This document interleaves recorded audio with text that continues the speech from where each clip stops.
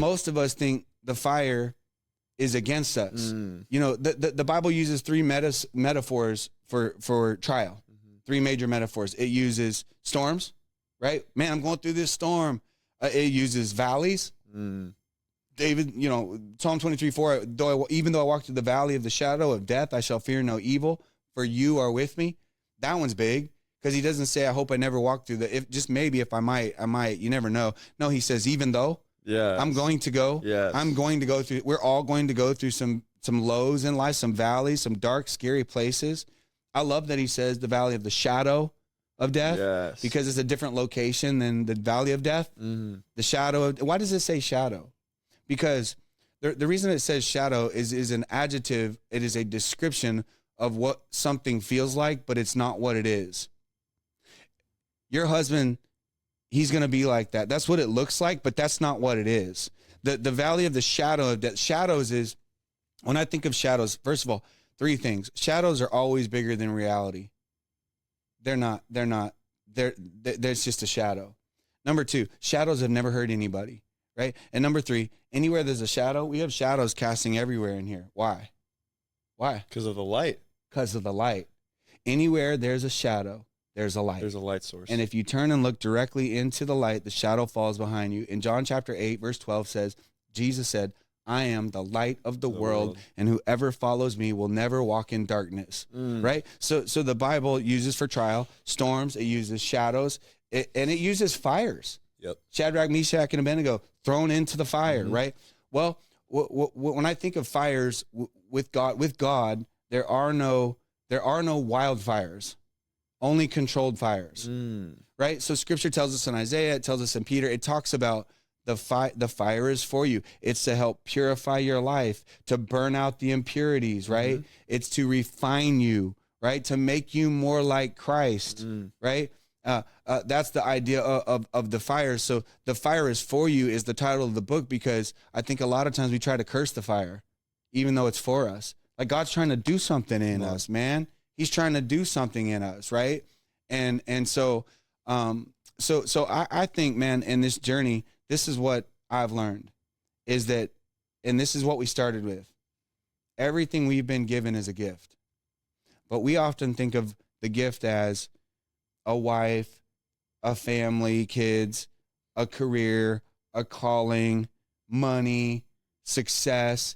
The gift is also the fire, the pain, the trauma, the drama, the valleys, the storms. That's a gift, right? And it is our responsibility to steward that gift. Jesus. Wow. Well, how do I steward? Dude, I almost died. How do I steward? I went through 6 months. I went through therapy, physical therapy and cognitive therapy. And my speech therapist one day goes, I found out you're an influential preacher. And I was like, I don't know. I'm a preacher. And she's like, well, I had an idea. I said, okay, this is a doctor. I don't like, she goes, how about as a part of your speech therapy, you preach to me?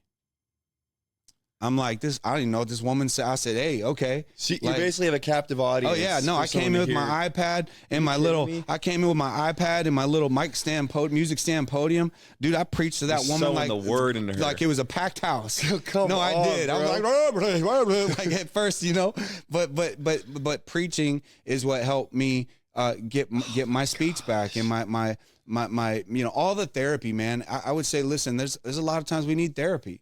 Physical, emotional therapy, therapy's not a bad word, sure. man. It's trying to get healthy. Yeah. Whether it's mental health, whether it's physical health, emotional health, relational health. And that's what I did. So like this power punch of like what God's miracle is. How do I steward that? Well, dude, hey, I eat almost flawlessly now for 2 years. I mean, for the first 12 months, I was carnivore only. For 12 full months, I didn't have a carb, maybe 15 months.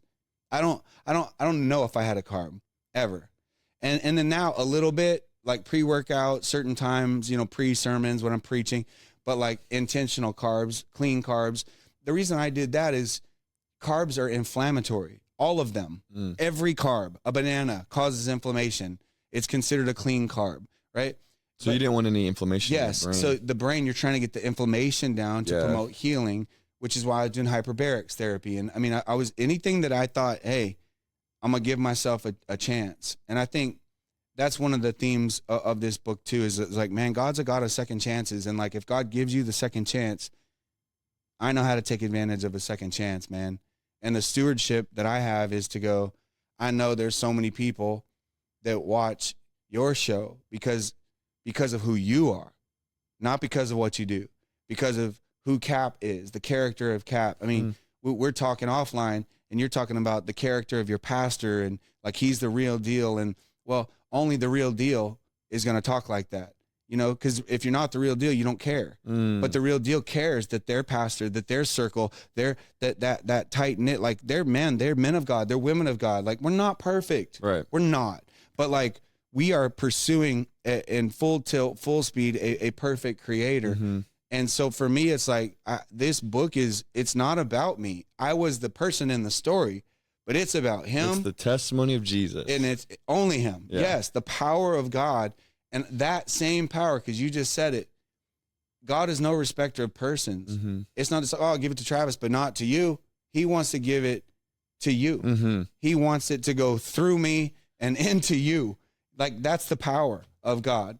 And so, yeah, that's man, the stroke story, it was on every Arizona news station. My goodness. It was on the front page of the sports section of the Arizona Republic, AC Central, which is our biggest newspaper. It was covered around, you know, in the media. But here's the cool thing. I'll even get you this picture so you can, hopefully you can edit it in. We can do that for sure. And the picture is, I'm in the hospital bed. This is the picture. It was on every news station. Okay. I'm in the hospital bed. My beautiful girl, my wife, now we've almost been 27 years married. She crawls up in bed with me. We're both in the hospital bed. My mom's over there with her cell phone. My mom decides I'm taking a picture of that. I'm leaned over towards Natalie, and I got my arm wrapped around her. The image on every news station. It says Yahweh. Every news station, baby. Every news station, it says Yahweh. Yes, you know what I'm saying? So that picture will actually be inside of the book as well as the firefighter's perspective. There's a whole thing about he wrote in the book. It's cool, man. Yeah, because I actually was reading it on the plane last night, bawling, because I'm like, dude, that's crazy. You know what he said? I don't know if I should say it because it's like spoils the teaser, but this is crazy. It's your show, bro. Whatever you want. I gotta say it. Say it. I gotta say it. He goes, I'm looking at my pastor like he's fine and he's checking out, but like he's not. I know him. Like I see him every Sunday. Like something's definitely a little off. He goes, I think the devil was trying to mask PT's symptoms. Wow. I think the devil was trying to mask and hide the stroke effects so that he would die. So that he would get you. And the doctor said, Natalie, you should be so grateful your husband didn't go fall asleep. He would have died. If he would have taken that nap, he'd have been dead. Yeah. And then the stroke test that said that you were fine. Fine. That fine. Dude, the devil's a liar, bro, baby. The devil is the liar.